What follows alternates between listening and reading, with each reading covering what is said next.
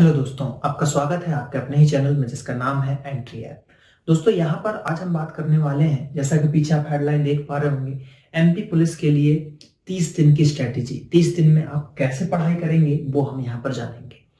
तो 30 दिन की अगर हम बात करें, आज जो है 7 तारीख है यहाँ पर, और आज से हमारे पास बस 30 दिन है। 6 मार्च से पेपर स्टार्ट है यहाँ पर। तो इन 30 दिनों में किस तरीके से हम पढ़ाई करें, क्या क्या चीजें हमको करनी चाहिए, क्या नहीं करनी चाहिए, ताकि जो है हम यहाँ पर एग्जाम निकाल सके, हम 80+ नंबर यहाँ पर ला सके। तो उसी के बारे में हम यहाँ पर जानेंगे। तो उसके लिए शॉर्ट में सबसे पहले हम आपको थोड़ा सा सिलेबस बता देते हैं, कैसे क्या चीजें आती है। जैसे मैथ्स, रीजनिंग है, कितने क्वेश्चन आए थे, कितने क्वेश्चन आ सकते हैं, इनके ऊपर चर्चा कर लेते हैं। तो चलिए यहाँ पर देखते हैं।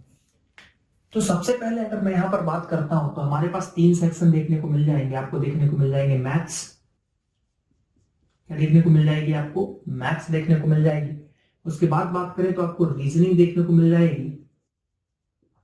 मैथ्स के बाद आपको रीजनिंग देखने को मिल जाएगी। रीजनिंग के बाद साइंस देखने को मिल जाएगी आपको, और उसके बाद आपको जीके देखने को मिल जाएगा। पहला मैथ्स, दूसरा रीजनिंग, तीसरा यहाँ पर साइंस, और चौथा है यहाँ पर जीके, जिसके अंतर्गत आपको देखने को मिलेगा एमपी प्लस, अगर आप बात करो तो वर्ल्ड प्लस करंट, ये सभी। अब हम बात करेंगे कि इसमें कितने कितने क्वेश्चन आ सकते हैं या आए हुए हैं। मैथ्स की आप बात करो तो 30 से 40, रीजनिंग की अगर आप बात करते हो तो वो भी आपको जो है 25 से 30 क्वेश्चन। साइंस की बात करें तो 10 से 12 क्वेश्चन। बाकी जीके की बात करते हैं तो लगभग जो है 15 क्वेश्चन आपको देखने को मिल जाएंगे।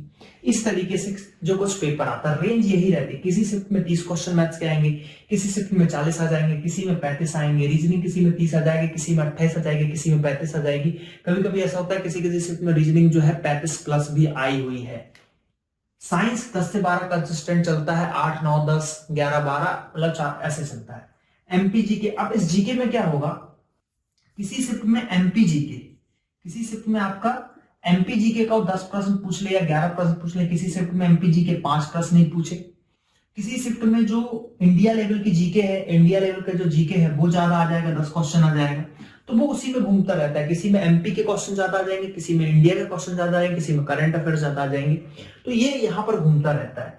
तो सिर्फ अगर आप देखो ये वाला सेक्शन, सिर्फ ये वाला अगर आप सेक्शन देखते हो तो ये जो है आपको 80 मार्क्स दिला सकता है। सिर्फ यही वाला सेक्शन आपको 80 मार्क्स दिला सकता है। और आप यहां पर जो है 100 का पेपर होता है, 100 में से अगर आप 80+ स्कोर करते हो तो आपका सिलेक्शन कोई नहीं रोक रहा है यहां पर। तो सिर्फ ये एक ऐसा सेक्शन है 3 जिसमें आप 80 मार्क्स ला सकते हो। लेकिन सबकी मैथ्स अच्छी नहीं होती, सबकी रीजनिंग अच्छी नहीं होती, सबकी साइंस अच्छी नहीं होती, किसी न किसी की कुछ ना कुछ कमजोरी होती है। तो सबको अगर आप पढ़ोगे तो इजीली क्रैक करोगे। ये चीज हुआ। ये वाला जो सेक्शन है, अगर ये आपसे नहीं बन रहा है, देखिए एमपी जीके मोस्टली सब पढ़ते हैं, तैयारी कर रहे हैं, बन जाएगा। मान लो आप जीके नहीं पढ़ पाए, एमपी जीके आपने जो शिफ्ट दिया, मान लो उसमें एमपी जीके के साथ ही क्वेश्चन आए, आपसे 5 बन गए, 5 से 6 क्वेश्चन बन गए, बाकी 10 क्वेश्चन नहीं बने, आपने तुक्का लगाया, 4 से 5 तो सही होंगे। क्यों? No negative marking. जो यहां पर है नेगेटिव मार्किंग नहीं है एमपी व्यापम के एग्जाम में। तो ये चीजें हो जाएंगी यहां पर। तो अब मान लो यहां से अगर आप मैथ्स में सपोज आपके शिफ्ट में 35 क्वेश्चन आए, 35 में से आपने 30 क्वेश्चन बना दिए, सही। रीजनिंग आपके आए कितने क्वेश्चन, उसमें 25 क्वेश्चन मिनिमम साइड पे हम लेके चल रहे हैं कि रीजनिंग के आपके 25 क्वेश्चन आए। रीजनिंग ऐसा सब्जेक्ट है कि 25 के 25 सही होने चाहिए। नहीं है, मैं 24 स्टैंडर्ड लेके चलूंगा कि बहुत ही मतलब इजी लेवल की यहां पर आती है। कितने हो गए आपके? साइंस जो है 10 क्वेश्चन आ रहा है, 10 में से आपसे 8 तो बनेंगे। अगर इनको जोड़े तो 8 4 12, 3 2 5 और 6, सिर्फ 62 मार्क्स ही आ रहे हैं। ठीक है। अब देखो, अब मान लो मैंने यहां पे क्या माना था, मैंने माना था कि इस शिफ्ट में आपको कितने 35 प्रश्न मैथ्स के आए, रीजनिंग के मैंने माने कि 25 प्रश्न आए, साइंस के मैंने माने कि भाई 10 प्रश्न आए। तो बाकी जो सेक्शन अगर इधर कम आए तो ये वाली चीजें ज्यादा हो जाएंगी, तो इसमें फिर सही होना चाहिए। इस तरीके से अब मान लो यहां पे 35 क्वेश्चन आए और रीजनिंग में 30 क्वेश्चन आए थे, तो 30 क्वेश्चन आए तो आपको कम से कम 28 क्वेश्चन सही करना चाहिए। तो यहां पर कितने आपके जो है 4 नंबर बढ़ गए, तो यहां पर जो है आपके 66 हो गए। इस तरीके से जो कैलकुलेशन जाएगा। और यहां पर जो है आप अगर यहां कम क्वेश्चन आएंगे तो कोई ना कोई एक चीज ज्यादा है कि बैलेंस नहीं आता, मिक्सचर पेपर आता है, ये सभी को आपको पता होगा। मैथ्स के क्वेश्चन हमेशा से ज्यादा आए हैं, रीजनिंग थोड़ी सी कम आती है, 35 भी हो सकती है रीजनिंग यहां पर।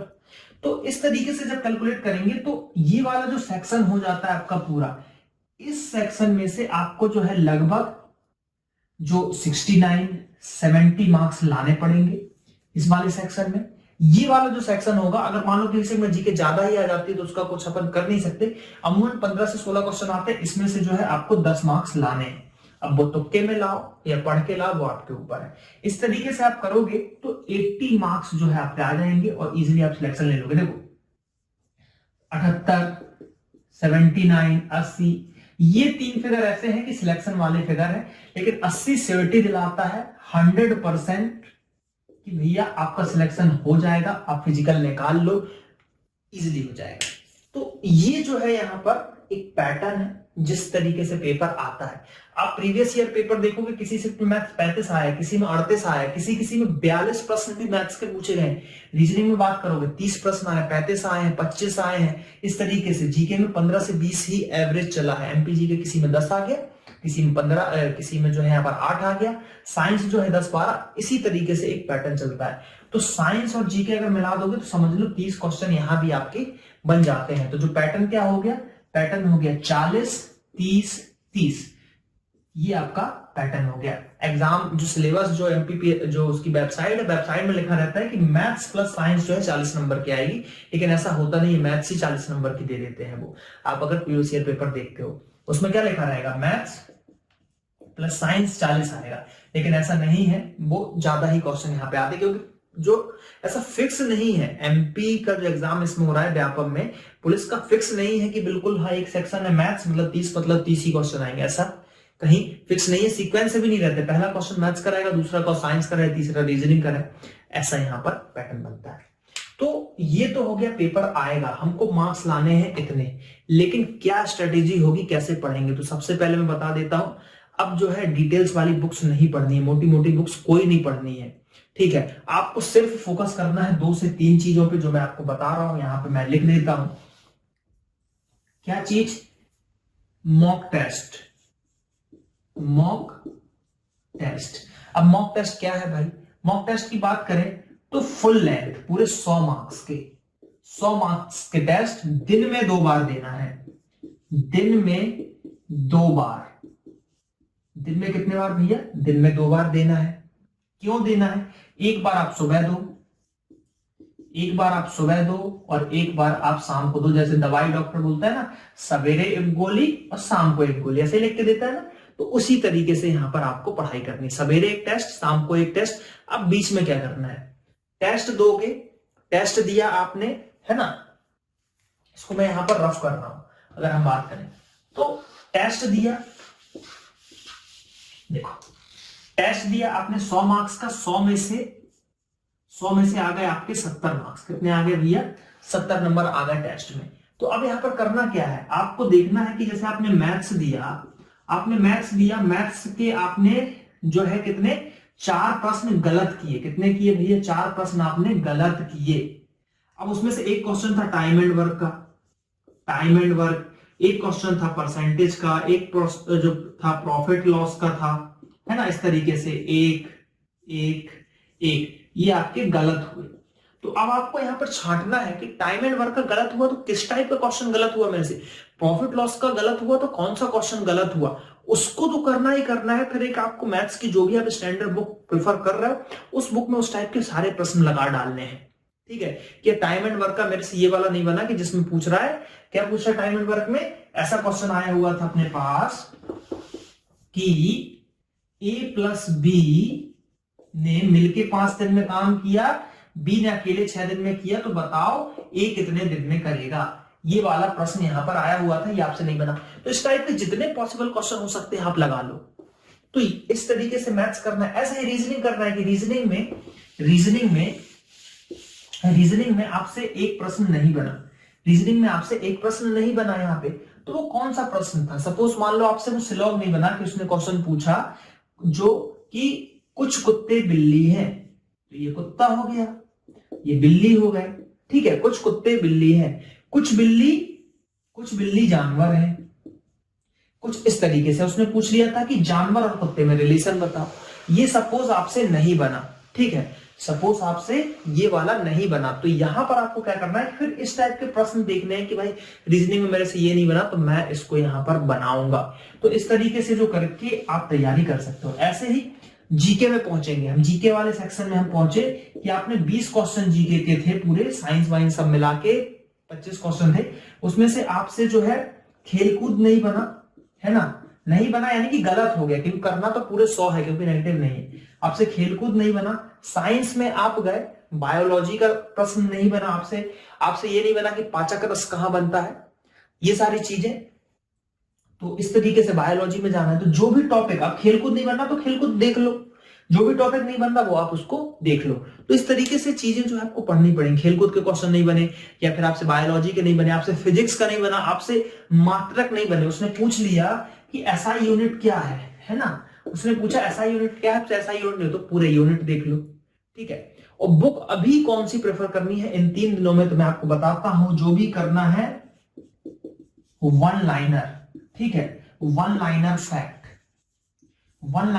यहां पर पढ़ना है। जो भी पढ़ना है, क्या पढ़ना है, वन लाइनर यहां पर फैक्ट पढ़ने हैं, वो ज्यादा इंपॉर्टेंट रहेंगे। और जो चैनल पे हम लोग ने पढ़ाया उसको पढ़िए। एमसीक्यूज टेस्ट देना बहुत ही जरूरी है यहां पर, ठीक है, एमसीक्यू टेस्ट देना बहुत ही जरूरी है।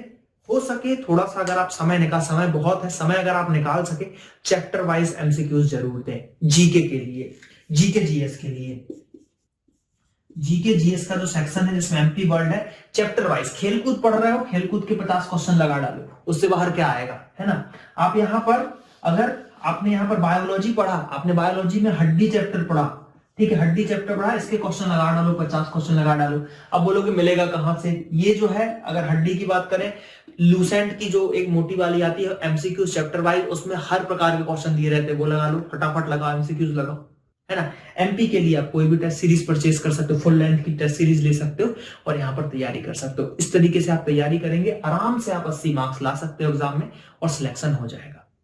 तो इस तरीके से हमको तैयारी करनी है ये बचे हुए 30 दिन में।